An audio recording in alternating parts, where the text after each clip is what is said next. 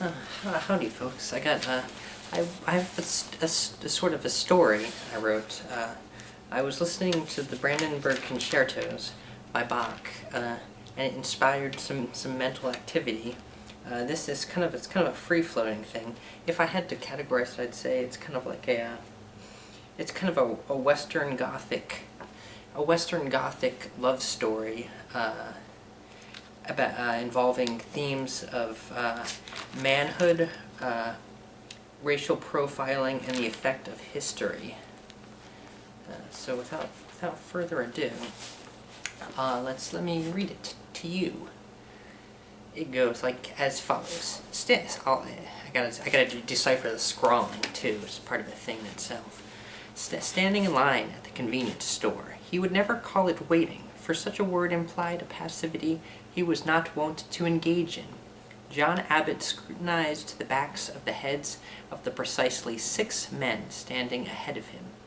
It would have been pedestrian of him to focus on the products that lingered at their sides, or which they grasped in both arms firmly in front of their torsos, visible only intermittently as they swayed to gaze their surroundings. No, it was not their products nor dress that interested him. Elements, as it were, they appropriated from their environments towards their identities in myriad patchwork tapestry. He had tried on the postmodern approach enough to know that while entertaining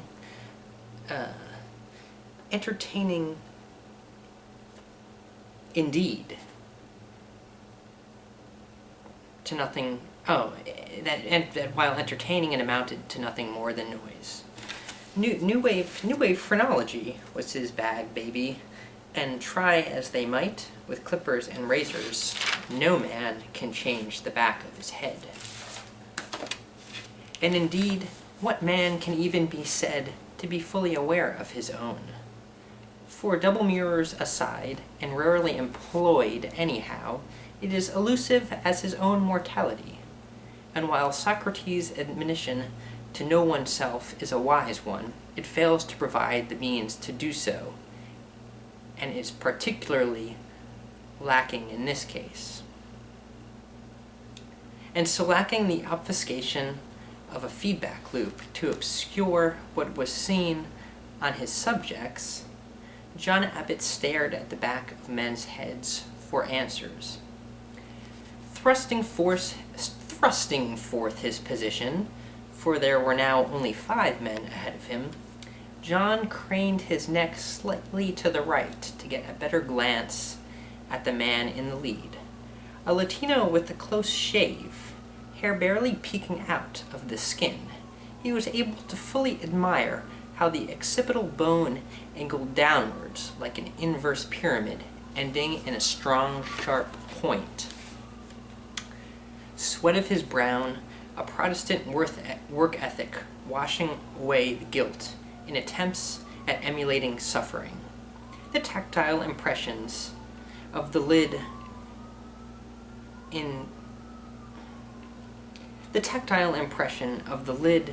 gripped in your hands, grinding against the glass jar as you twist it off.